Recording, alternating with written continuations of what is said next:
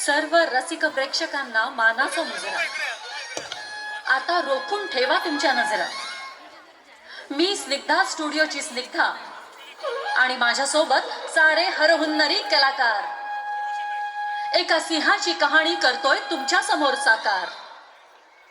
या कहाणीत आहे शूरवीरांच्या धैर्याचं आणि बलिदानाचं गायन. आणि आमच्या या लोकनाट्याचं नाव आहे शिवायन. ही कहाणी आहे एका धगधगत्या सूर्याची, वाढत जाणाऱ्या धैर्याची, कहाणी तळपत्या तेजाची, जनमनाच्या राजाची.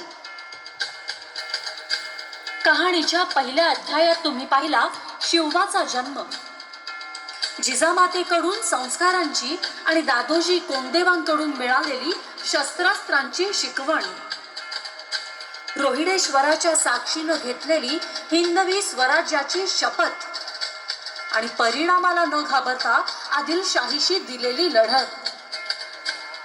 अफजल खानाचा कोथळा, सिद्धी जोहरच्या वेढ्यातून सोडवलेला पन्हाळा, तानाजीचं बलिदान, कोंढाण्याचं लग्न आणि राज्याभिषेकाचा सोहळा. हा राज्याभिषेक झाला होता मोठ्या थाटामाटाने, पण ही छत्रपती बनण्याची वाट मात्र भरली होती काट्याने. आदिलशाहीला जरी दिली असली शिवानं मान, तरी संकट काही अजूनही सोडत नव्हती शिवाची साथ. आता इकडे मुघलांना स्वस्थ बसवेना आणि दख्खन मध्ये शिरकाव करण्यासाठी औरंगजेबानं पाठवलं त्याच्या मामा शाहिस्त खाना. आणि खान आला. नुसता आला नाही तर 1.5 लाखाची फौज घेऊन आला आणि आपल्या साऱ्या सैन्यानिशी त्यानं लाल महालात आपला तळ ठोकला. त्याच्या सैन्यानं अख्ख्या पुण्यात धुमाकूळ घातला, हाहाकार माजवला. शाहिस्ते खानाची सैन्य मुलूक लुटू लागली, गावं बेचिराग करू लागली, गुरंढोरं पळवू लागली, उभी पिकं कापू लागली. पाहता पाहता पुणं उजाडलं. शांतीचा मला विठाळ. जीवाच्या भीतीनं रयत आता सोडून जाऊ लागली गाव. हे सगळं पाहता पाहता आता राजांचा मात्र धीर सुटला आणि शाहिस्ते खानाच्या खात्म्याचा आता बेत शिजू लागला. आपण पंचमीला इथून बाहेर पडू, कोंढाळ्यात तळ करून अष्टमीला पुण्यात प्रवेश करू. पण रामनवमी? आम्ही विजयाच्या आनंदात कोंढाण्यावर रामनवमी साजरी करू. मासाहेब रमजानचे उपवास सुरू होतील. अष्टमीला 6वा दिवस असेल. उपवासाने थकलेले जीव रात्री जेवण कडून गाढ झोपतात, निद्रा आवरत नाही. त्यांचे उपवास आमच्या पथ्यावर पडल्याशिवाय राहणार नाहीत. राज, हे ध्यानी आलं नव्हतं. फिरंगोजी, शत्रूवर चाल करताना नुसती फौज लक्षात ठेवून चालत नाही. त्यांचे सणवार, रीतिरिवाज, उपवास हे सर्व ध्यानात घ्यावं लागतं. आता फक्त आशीर्वाद द्या. जीवाला सांभाळा. मोहीम फत्ते करून माघारी सुखरूप या. आणि अखेर ठरल्याप्रमाणे सारं घडत गेलं आणि राजांनी लाल महालात प्रवेश केला.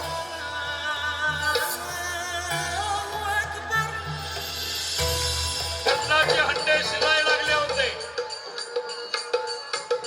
पाकशाळेमध्ये स्वयंपाक करणारी मंडळी स्वयंपाक करायला लागली होती. अशाच वेळेला अचानक एकच गडबड झाली. गनिमा गया. पाकशाळेमध्ये मुर्द्याचे ढीग लागले गेले. महाराज वर जातात. सरळ शाहिस्ते खानाच्या जनानखान्यातून आणि शिवाजीची आकृती दिसली. समया तेव्हाच होत्या. विशालबाई होती. तिला ताबडतोब समया घालवून टाकली आणि अंधार पडला गेला. तलवारीचे वार झाले. या अंधार आणि कळानं पाहिलं समोर शिवाजी पाहतात. समोर पाहिलं जेव्हा शिवाजीला खान घाबरवला. घाम सुटला सर्व अंगाला. शाहिस्ते खान पळत सुटला. खिडकीत उडी मारायला लागलेला. एवढ्यात तो खाली गेला पण अंधारात शिवाजी राजाला तलवारीचा वार करता या अल्लाह. त्याची 4 बोटं तुटली. राजाला वाटलं खान खलास झाला आणि राजाने इशारा केला आपली माणसं पटापट लाल महालातनं बाहेर काढण्याकरता. आणि बाहेर पाहिलेले शिवाजी भागा क्या कर रहे थे, इधर गा इधर गा इधर गा उधर गा असे दंगा करत आमची माणसं पुण्यात बाहेर पडली. इकडं पुण्यात काय घडलं, शिवावरला बोटावून निभावलं. शाहिस्तेखानं पाहतो हात आला तोडलं माझ्या 4 बोटाला. खानानं सोडलं पुण्याला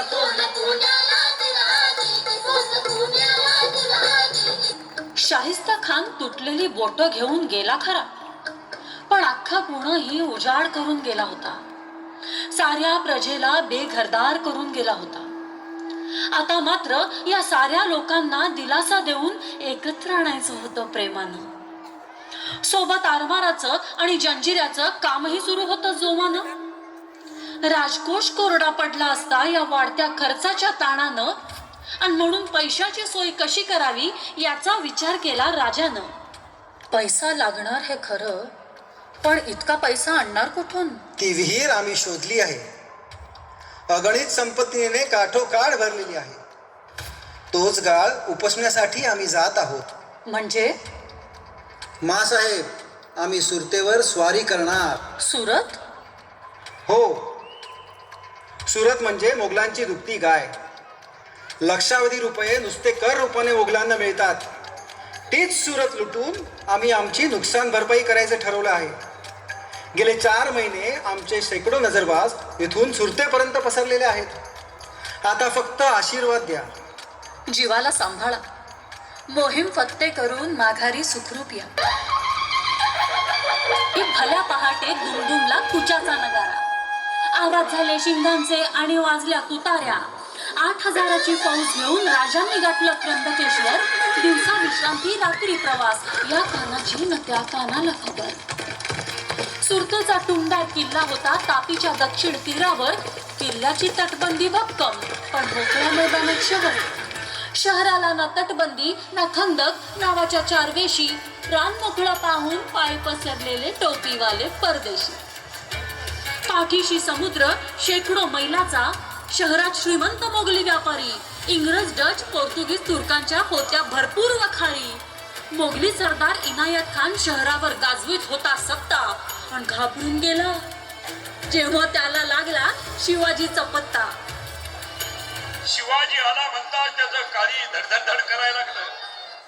काय करावं त्याला सुचेना. तिथल्या व्यापाऱ्याने खात्री झाली इंग्रज डच्चाला. बंदोबस्त केला. धनिक व्यापारी भय त्याला. भीतीचं वातावरण निर्माण झालं. महाराजांनी आपल्या वकिलास लखोटा घेऊन इनायत खानाला भेटायला पाठवलं.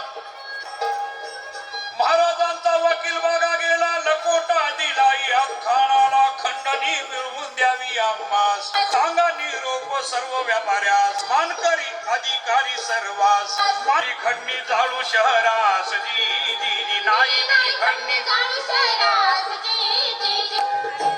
वकील लखोटा घेऊन गेला.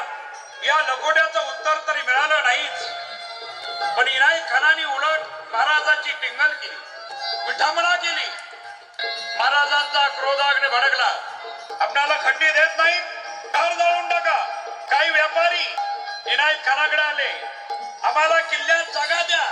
तुम्ही जर संरक्षण केलं नाही तर कसं होणार. इनायत खान लालची होता प्राण भ्रष्ट सरदार. लाच घेऊन आश्रय देणार. त्यांनी भरपूर लाच व्यापाऱ्याकडून घेतली आणि व्यापाऱ्यांना आश्रय दिला. पण काय घडलं, शिवाजीची फौज सुरते शिरतात.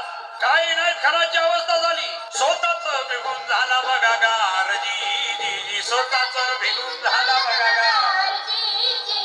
इकडे काय घडलेलं आहे, मराठे सुरत शहरामध्ये घुसले. चालपोळ सुरू झाली. खजिने मोकळे होऊ लागले. थैल्या भरून महाराजांच्या जवळ लक्ष्मी येऊ लागली.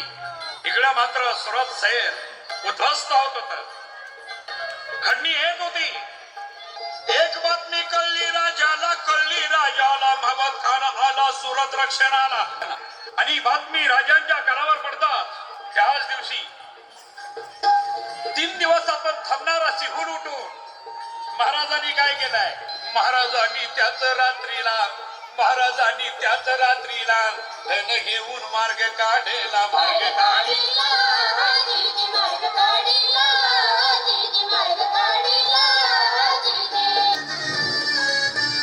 सुरत लुटून आणली तेव्हा शिवरायांच्या आनंदाला नव्हता पारावार. पण ग्रहण लागतं हो सूर्याला.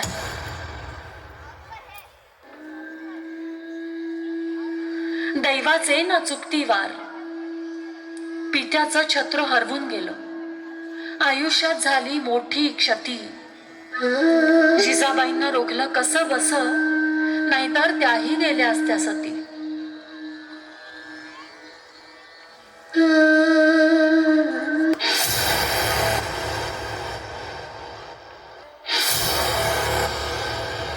पण सततच्या होणाऱ्या नामुष्कीमुळे मुघल मात्र संतापले.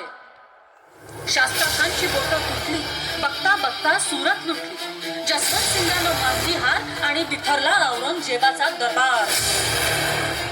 द्वेषाने उठला आणि गरजला दिल्लीच्या दरबारात. ऐसा ही चलता रहा अगर तो दक्कन में मुगलों का होगा काम तमाम. मिर्जा जयसिंह, अब तुमको जाना होगा देने शिवा को अंजाम. आणि मिर्झा राजे जयसिंगानं नेतृत्व स्वीकारलं. मोहिमेच्या तयारीला आला वेग. सोबत होते दिलेर खान, कुतुबुद्दीन खान, उग्रसेन कछवा आणि गाझी बेग. 400 ब्राह्मण, जप तप होम अनुष्ठान पूर्णाहुती, 5000 पठाण, तोफा सैन्य, 80,000 स्वार आणि माहुती. शिवाचं सामर्थ्य जाणून होते मिर्झा राजे पुरेपूर. आणि फौजपाटासह दिल्ली सोडून त्यांनी गाठलं बुऱ्हाणपूर. साऱ्या गडांना गेली ताकीद पत्र. किल्ल्यांवर भरून घ्यावा दारू गोळा आणि धान्य साठा. मोरोजी पंतांना सांगितलं सारी गलबते आणि तरांड्या घेऊन मालवण गाठा. रघुनाथ पंतांना मिर्झा राजांच्या भेटीसाठी पाठवलं आणि राजांचे पत्र निरोप घेऊन कुडतोजींनी सासवड गाठलं. इकडे पुरंदरावर बहुत तयारी. सरदार लढाया राजी. सोबतीला होते रघुनाथ पंत, कुडतोजी आणि वीर लढवय्ये मुरार बाजी. कसे आहेत मिर्झा राजे? माणूस मोठा उमदा आहे. पिकल्या केसांचा, पिकल्या बुद्धीचा आहे. सामोपचाराला तयार होईल असं काही मात्र वाटत नाही. आणि जयसिंगाची छावणी काय म्हणते? छावणी अफाट आहे राजे. 2 गाव लांब आणि 1 गाव रुंद सहज भरेल. तोफखानाही मोठा आहे. तोफखान्यावर मनुची नावाचा फिरंगी सरदार आहे. असं मदतीला दिलेर खान सारखे अनेक मोठे सरदार आहेत. त्यापैकी अनेक नौबत नगाऱ्याचे मानकरी पण आहेत. आपला प्रत्येक गड प्राण शर्थीने लढला पाहिजे. मुरारबाजी, आमचा अंदाज आहे या रणांगणाचा पहिला मान पुरंदरालाच मिळेल. मिर्झा राजेंचं सैन्य आणि ताकद अफाट आहे. त्यांच्या विरुद्ध गड लढवण्याची जोखीम तुमची आहे. महाराज, गड मजबूत आहे. जोवर गडावर मुरारबाजी उभा आहे तोवर गडावर शत्रू येणार नाही याची खात्री बाळगावी.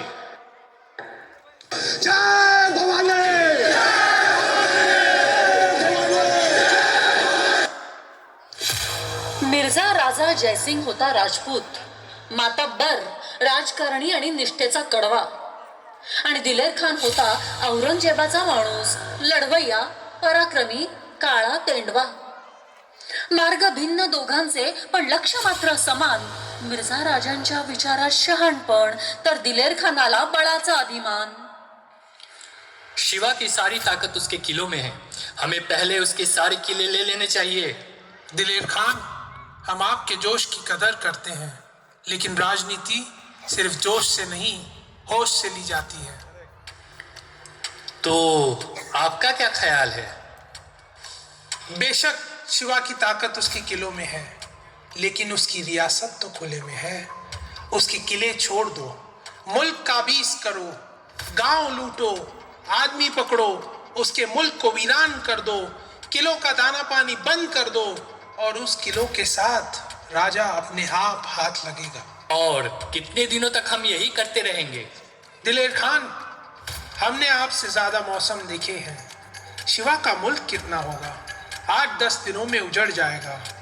अपनी फौजों को पूरे इलाके में फैला दें, पूरी सख्ती बरतें और आज से ही इसकी तामील करें। लेकिन मेरा मशवरा है सही कि समय पर उसका भी अमल करेंगे, और ऐसी नौबत आई तो हम आपका पूरा साथ देंगे। आणि मग पत्रां मागून पत्रे गेली, निरोप गेले आम्हाला. तह वाचवण्यासाठी शिवबानं केला मोठा द्याग. मुलकाची लूट जारी होती आणि होती जाळपोळ. पुरंदरावर उठत होते हिराचे कल्लोळ. मुलकाच्या लुटीसोबत आता पुरंदराला पडला वेढा. सुरुंग रचले, तोफा उडल्या आणि भेगा पडल्या वज्रगडाला. पण मिर्झा राजांची मात्र जराही फिरत नव्हती मती. अडून बसले, हट्ट होता संपूर्ण शरणागती. आणि अखेर तहाची भेट ठरली.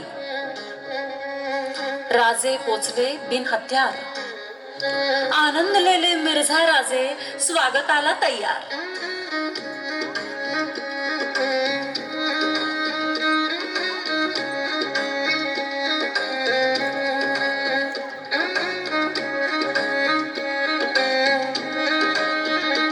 दिल्ली तख्ताचं राज्य औरंगजेबाला देण्याऐवजी त्या तख्तावर आपण बसला असता तर ते अधिक शोभलं असतं. ती आपली योग्यताही होती. हिंदूंच्या भूमीवर मुठभर मुसलमानांची सत्ता स्थापन करण्यापेक्षा जर तुम्ही सम्राट बनला असता तर आपल्याला दक्षिणेत उतरायची गरज पडली नसती. मी माझ्या हाताने माझं छोटं राज्य तुमच्यावर ओवाळून टाकलं असतं.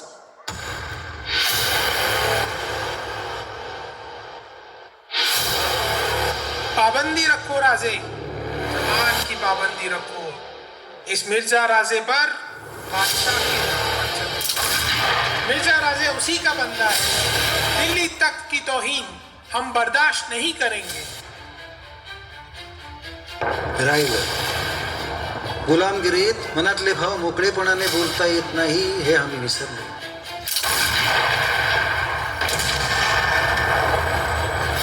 मिर्झा राजे, हे आवाज कसले? आपके पुरंदर पर होने वाले हमलों की आवाजें हैं. पण आम्ही शरणागती पत्करी आहे ना. उसका अमल होने तक ये चलता रहेगा.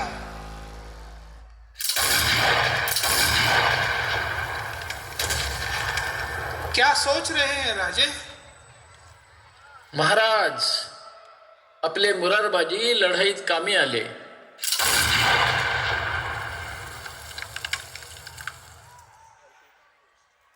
एक आदमी के जाने से आंखों में आंसू? राजा साहब, लड़ाई में तो ये चलता रहेगा. कोरडे, आमचे मुरारबाजी कसे पडले हे मिर्झा राजेंना ऐकायचंय. तेवढं सांगा जरा यांना. आणि काय घडलेलं आहे तो सांगत आहे. खिंडार पडताच मुरारबाजीला पट्टा हातात घेतलेला आहे. हर हर महादेव. गरगरा फिरवी पट्ट्याला, गरगरा फिरवी पट्ट्याला. रणगडी बाजी आलेला मुरारबाजी आला, मुरारबाजी आला. जी मुरारबाजीनं जी फरक मारली. पाले किल्ल्यातनं बाहेर पडतात मुरारबाजी. फौजीला कापत कापत दिलेर खानाच्या जवळ येऊन पोहोचला. या पराक्रमी माणसाला दिलेर खानानं पाहिलं आणि जडी सांगितलं, ठेव, कितना मर्द आहे. खुश मित्रा, तुझ्या पराक्रमावर मी खुश झालो. हे आम्हाला मिळ दिल्लीच्या दरबारात घेऊन जातो. तुझ्यासारख्या माणसाची गरज आहे. हे शब्द बाजीनं ऐकताच काय केलं? मस्त दिशी पिचकारी मारली आणि बाजी काय म्हणाला? नेक्स्ट. अरे हॅट, हा मुरारबाजी तुझा कौल घेतो की काय? बाजीनं वारा जेव्हा केला दिलेर खान आला या अल्लाह, दिलेर खान खाली बसला नसता तर त्याच वेळेला खतम झाला असता. इंच जखमा अंगाला आणि एवढ्यात बाजीचं सिर उडवलं गेलं. नेमबाजानी तीर मारला आणि बाजीचं सिर धडा वेगळं झालं तरी बाजीच्या हातात ते पट्टे फिरत होते आणि बाजीच्या धडाचं सिर बाजूला होताच बाजीनं 300 माणसं खलास केली आणि नंतर बाजीचा देह जमिनीवर कोसळला गेला.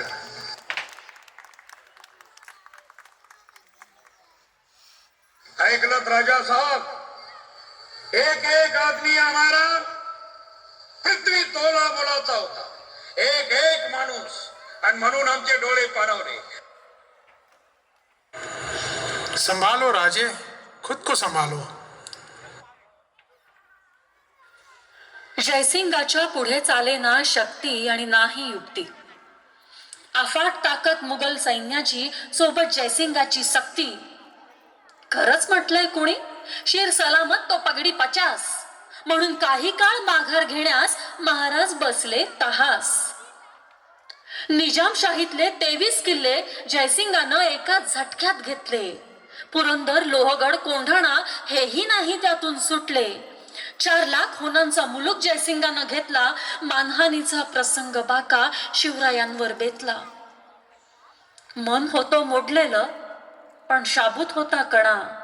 12 किल्ले राखून ठेवले, त्यात होते रायगड, राजगड आणि तोरणा. 9 वर्षांच्या शंभूला केलं मनसबदार 5000 आणि चालाकीना फितवली बादशहाची जी हुजुरी.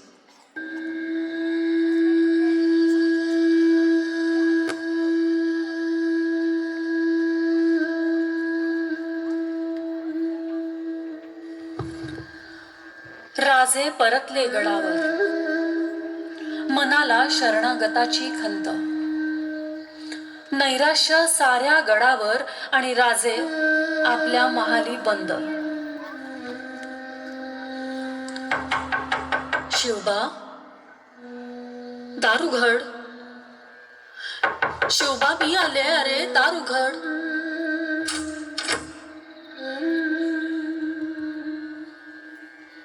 कृपा करून जा.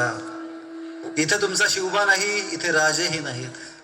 ते दोन्ही काळ मिर्झा राजेंच्या तळावर संपले. शिवबा,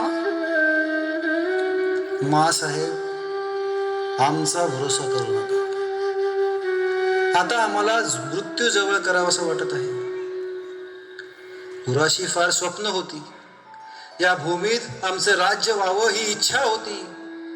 हिंदवी स्वराज्याचे स्वप्न पाहणारे आम्ही आज मुघलांचे गुलाम बनलो. जीवाची बाजी लावून जिंकलेले गड मुघलांच्या स्वाधीन केले. जो ओसाड मुलूक कष्टाने वस्तीला आणला तोच मुलूक गमावून बसलो. पोटच्या पोराला, अहो स्वराज्याच्या भावी युवराजाला शत्रू घरचा 5000 मनसबदार केला.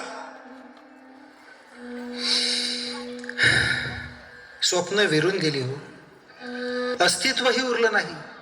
मग जगायचं तरी कशाला? राजे, दुःखांचे आणि संकटांचे पोवाडे माझ्या समोर गाताय. 7 मासांची गर्भावस्था स्वारी टाकून गेली. पर मुलखात परघरी तुमचा जन्म झाला. मी एकटी बाई माणूस, कुणाचा आधार नाही. मी कशी जगले?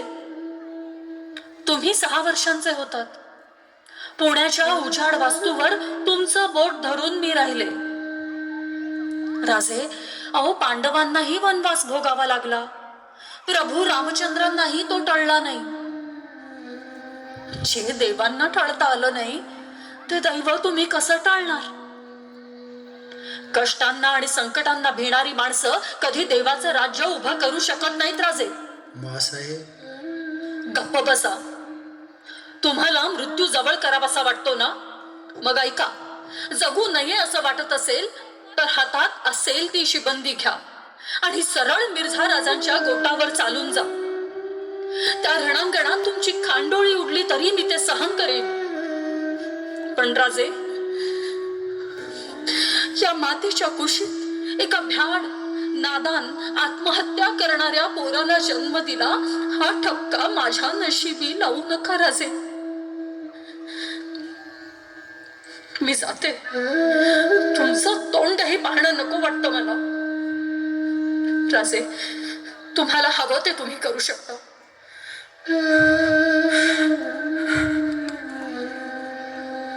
नका मासाहेब नका. जगाने पाठ फिरवली, तुम्ही तरी फिरवू नका. आम्ही चुकलो, बोलू नये तर बोललो, आम्हाला क्षमा करा. आम्ही वचन देतो, आम्ही आमची प्रतिज्ञा नाही विसरणार.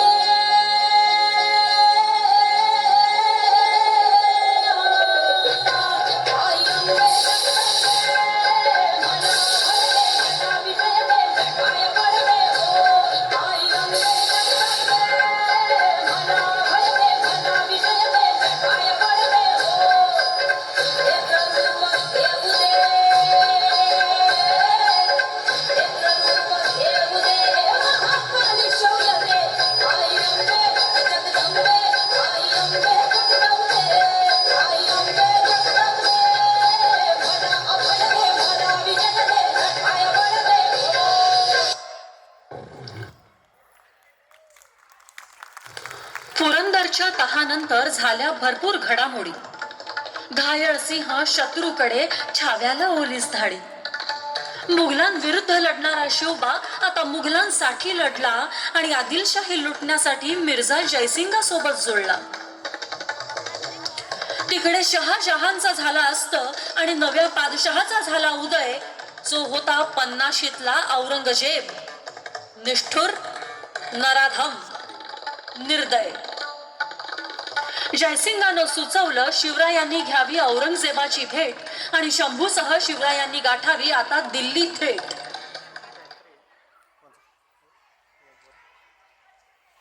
राजा, अरे तू नाहीस, संभाजी नाही, तर या कारभाराला काय करायचं? मासाहेब असं बोलू नका. आम्ही माघारी येऊ, सुखरूपपणे माघारी येऊ. राजे, आपल्या बरोबर आमच्या बरोबर रघुनाथ पंत, त्र्यंबक सोनदेव, मदारी मेहतर, बाजी जेथे, निराजी, रावजी सबनीस आणि कवी परमानंद ही मंडळी येते. महाराज, आम्ही पण सोबत येतो. फिरंगोजी, इथं राज्य आहे, तेही राखायला हवं. तानाजी, यसाजी, प्रतापराव, तुम्ही ही जबाबदारी पेलली पाहिजे. मासाहेबांनाही जपलं पाहिजे. मुलखावर गरुडासारखी नजर ठेवा, सावधगिरीने राहा. तो आशीर्वाद द्या. औक्षवंत व्हा राजे. औरंगजेबाच्या 50व्या वाढदिवसाचा शाही इतमामात ठरला बेत. शिवरायांची औरंगजेबाशी आता आग्र्यातच ठरली भेट. मिर्झा राजे जयसिंगाच्या म्हणण्यानुसार त्याचा मुलगा रामसिंग घेणार होता महाराजांची काळजी, पण ऐनवेळी अशी काही फिरली औरंगजेबाची मर्जी आणि शिवरायांच्या आगमनाच्या वेळी मात्र त्यांच्या पदरी पडली नाराजी. जेव्हा मजल दर मजल करत शिवराय येऊन पोचले आग्र्याच्या वेशी, स्वागताला समोर आला गिरधारी लाल, जो होता रामसिंगाचा मुंशी. एका स्वतंत्र राजाच्या अशा थंड स्वागताची नव्हती राजांना अपेक्षा, आणि एका पाठोपाठ होणारे हे अपमान पाहत होते शिवरायांच्या संयमाची परीक्षा. पुढची सकाळ विशेष होती आग्र्याच्या दरबारी. औरंगजेबाच्या वाढदिवसानिमित्त सजली जणू यक्षनगरी.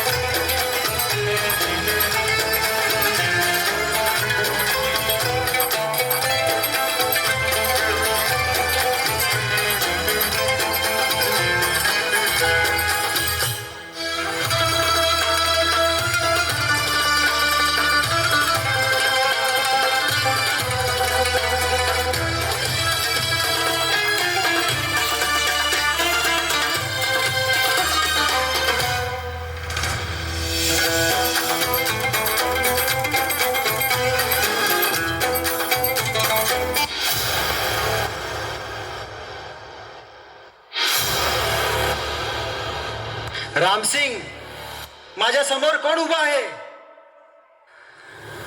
राजा जसवंत सिंग. हा जसवंत सिंग, ज्याने माझ्या सैन्याकडून मार खाल्ला, माझ्या सैन्याला पाठ दाखवून पळाला, त्याच्या मागे आम्ही उभे. ये बर्दाश्त नहीं हो सकता, कभी नहीं.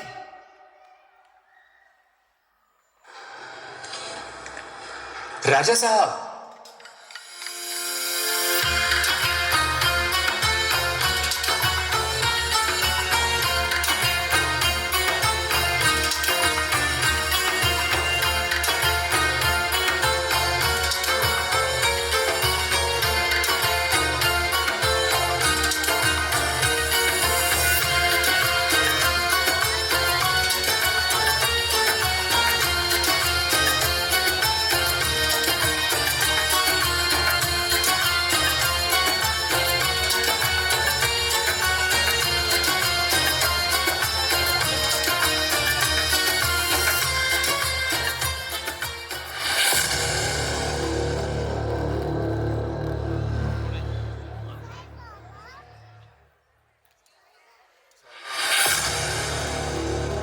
तह झालेला असला तरी शिवरायांचं स्थान होतं एका स्वतंत्र राजाचं.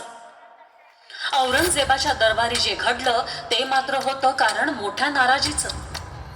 रागाच्या भरात राजे निघून आले मुक्कामाच्या ठिकाणी. निराजीपंत, सोनदेव, फर्जंद पडले चिंतेत ऐकून सारी कहाणी. आणि मग दिवसांमागून दिवस गेले. राजे औरंगजेबाच्या कैदेत अडकले आणि आधीच संतापलेल्या राजांना मात्र आता सुटका करून घेण्याच्या विचारांनी जखडले. कैद केलं शिवाजी राजाला, शिवाजी राजाला, शिवाजी राजाला याच्या किल्ल्यामध्ये ठेवून दिलं. आणि या शिवाजी राजांच्या बाजूनं पारा ठेवला मुलाद खानाचा. मुत्सदी राजाने औरंगजेबाला काही अर्ज दिले, पण औरंगजेबाने मान्य केलं नाही. राजे आजारी पडलेले आहे, राजाने हतरून धरलेला आहे. आणि राजाने हतरून धरलं असताना राजांचा चेहरा नेहमी नाराज. जवळची मंडळी चिंता करत होती, राजांचा चेहरा प्रसन्न नव्हता. मध्यरात्र ओलांडून गेली होती. हिरोजी फर्जंद पाय दाबून विश्रांती घेता घेता बसूनच पेंगायला लागलेला आहे. मदारीला झोप लागली होती. तारेकरी दारावर असणारा तोहीर डुलायला लागला होता. समईतली वाद फरफरली गेली. सकाळी उठल्यानंतर राजांची प्रसन्न मुद्रा पाहिल्यावर बसलेल्या मंडळींना लक्षात आलं की राजाला काहीतरी मार्ग मिळालेला आहे. आणि राजाने दुसरा अर्ज दिला औरंगजेबाला. आमची तब्येत बरी होण्यासाठी आम्ही दानधर्म करायचा ठरवलेला आहे. मेवा मिठाई वाटायची आहे आणि याची परवानगी औरंगजेबाने आम्हाला द्यावी. आणि त्याप्रमाणे औरंगजेबाने परवानगी दिली आणि मिठाईचे पेटारे आग्रा शहरात फिरू लागले आणि असा एक एक पेटारा वाढू लागला आणि पेटारे वाढत असताना राजाने आपली सगळी जाण्याची तयारी पूर्ण आखलेली होती.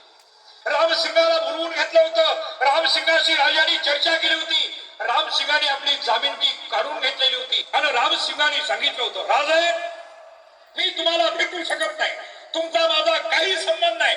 असा तुम्हाला निरोप आला की तुम्ही समजायचं दुसऱ्या दिवशी तुम्हाला कत्तल केलं जाणार आहे, तुम्हाला खतम केलं जाणार आहे. दिलेर खान राजांच्याकडे आलेला आहे. राजांची तब्येत चांगली होती पण तब्येत बिघडलेलीच राजे दाखवत होते. राजा साहेब रामसिंगनी निरोप दिलेला आहे, त्याची तुम्हाला भेटायची इच्छा नाही आणि तुमचं त्याला तोंडही बघायचं नाही. राजांच्या लक्षात आलं म्हणजे आमची मरणाची तयारी औरंगजेबाने आखलेली आहे. आणि काय घडलं गेलं, याच दिवशी पेट ठरलेला आणि राजाने काय केलं, राजाने आपला पोशाख बदलला. शंभू राजाला अगोदरच बाहेर रवाना केलं होतं. शंभू राजे तिथून अगोदरच रवाना झाले होते आणि राजाने पोशाख बदलला गेला आणि पोशाख बदलून पेटारे आलेले आहे. तेव्हा भेटायचे पेटारे आले आणि पेटारे येताच राजाने भुयाचा ड्रेस केलेला, भुयाचा ड्रेस केलेला. मुंडास बांधलं डोक्याला, मुंडास बांधलं डोक्याला, पाला तो होता कानाला. तोंडाला थोडं कळ लागलेलं आहे आणि भुयाची कपडे करून राजे ते पेटाटारे घेऊन जाणाऱ्या भुयांच्या गर्दीमध्ये येऊन बसले. इकडं राजांच्या जागेला राजाचं सोन्याचं कड हातात घालून, चिरेटोप बाजूला आहे, शाल पांघरून राजांच्या जागेला हिरोजी झोपलेला आहे आणि मदारी त्यांचे पाय दाबत आहे. पेटारे तपासले गेले, पेटारे उचलले गेले. पारेकरांनी सांगितलं राजांना झोप लागलेली आहे, पेटारे घेऊन जावा. आणि पेटारे उचलताच राजाने एका पेटाऱ्याला खांदा दिला. पाठीमागच्या बाजूला राजाने पेटाऱ्यात ती दांडी खांद्यावर घेतलेला आहे आणि राजे इथून बाहेर पडले. पाठीमाग काय घडलेलं आहे, पेटारे गेले. इथं आता नकली राजा झोपलेला आहे, हा हिरोजी. मदारी पाय दाबत आहे. मदारी काय म्हणतो, हे हिरोजी अरे पुढं म्हणते, हात दुखायला लागल्यात माझे, एका दावणा लोकाला संशय येईल.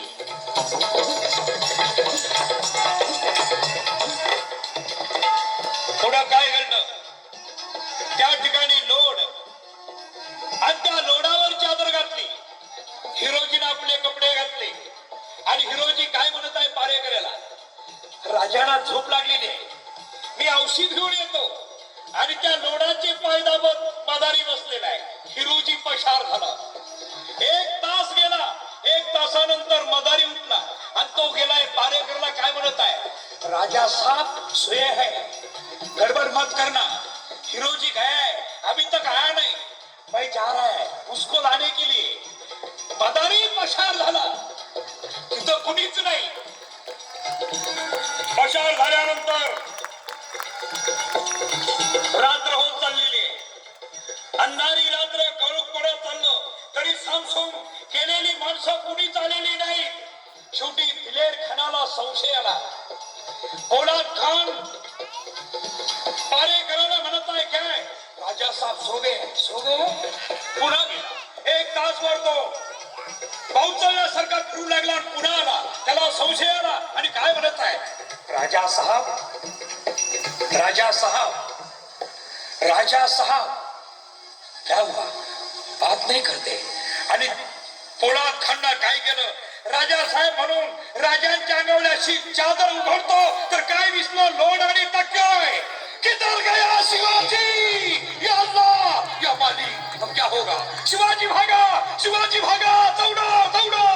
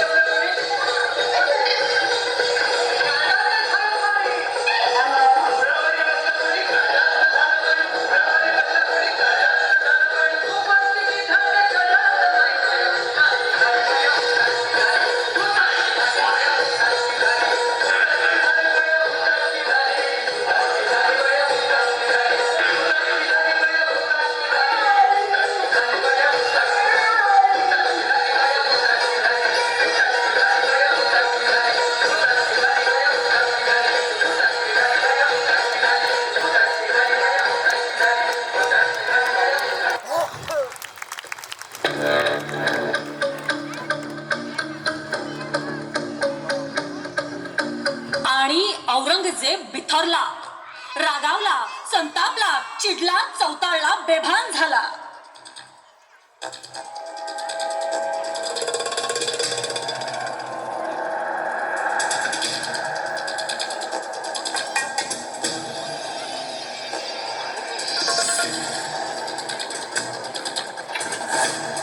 कंधार से तंजौर तक सारे हिंदुस्तान को मुगलिया सल्तनत में शामिल करने का ख्वाब देखने वाले महाबदौलत ये सब क्या देख रहे हैं? हमारी आंखों के सामने शिवाजी अपनी सल्तनत की तामीर कर चुका है. हमारी लाखों की फौज के सूबेदारों को शिकस्त देकर खदेड़ दिया है उसने. ये है हमारे मामू जान मिर्जा अमीर उल उमरा नवाब आजम शाहिस्ता खान साहब. सबसे शर्मनाक बात तो ये है शहजादे कि शिवाजी ने इनके लाल किले पर छापा मारकर इनके छक्के छुड़ा दिए. ये तो तकदीर के सिकंदर थे कि जान बच गई. सिर्फ 3 उंगलियां ही खोनी पड़ी इन्हें. ये है हमारे सिपा सालार जसवंत सिंह जोधपुर महाराजा. मराठों की मार के जख्म इन्होंने छाती पर नहीं पीठ पर खाए हैं. ये है सूरत के खूबसूरत सूबेदार इनायत खान बहादुर. शिवाजी सूरत आए तो ये सूरत से दुम दबा कर भाग गए. ये है औलाद खान जिनकी हथेली पर मिठाई दरकर शिवाजी आगरे के कैद खाने से फरार हो गए. हमारे सारे मंसूबों को खाक में मिला दिया इस औलाद खान ने.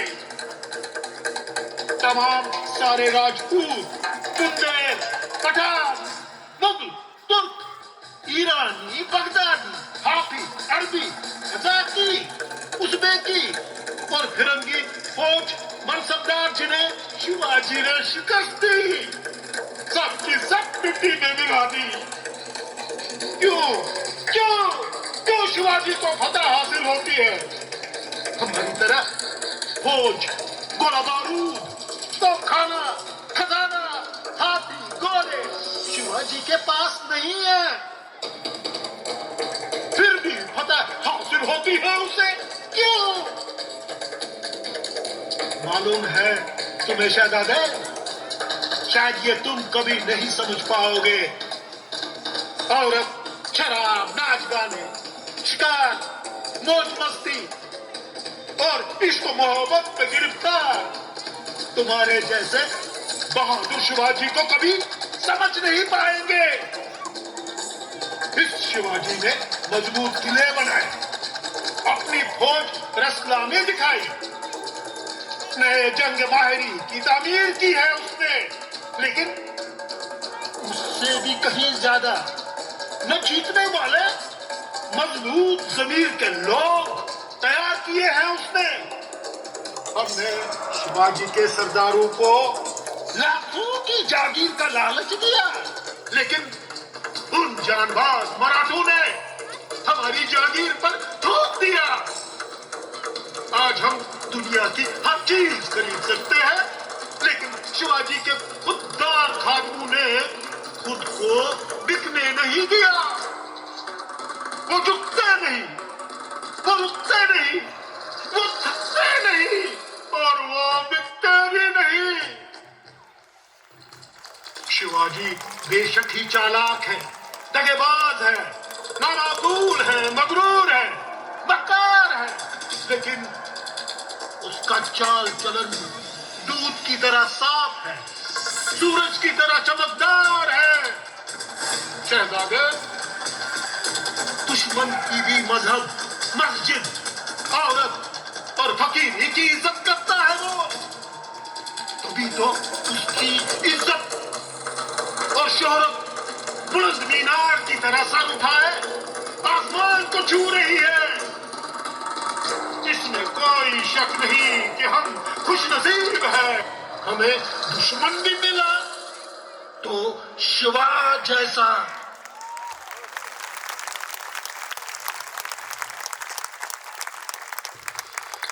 अनहा सह्याद्रीचा सिंह गर्जला, निधडी छाती कणखर बाणा, शून्यातून साम्राज्य स्थापले, जना मनाला मिळे प्रेरणा. जे जे गमावलं ते सारं आणि त्याहून कितीतरी अधिक परत कमावलं. या रोमांचकारी प्रवासात कधी आले अडथळे, कधी आलं आडवळण, पण माघार न घेता ज्या मर्द मराठ्यांनी केलं हिंदवी साम्राज्य स्थापन, त्यांच्या शौर्य आणि बलिदानाचं करेल इत्थंभूत कथन स्निग्धा स्टुडिओचा पुढचा अध्याय शिवाय.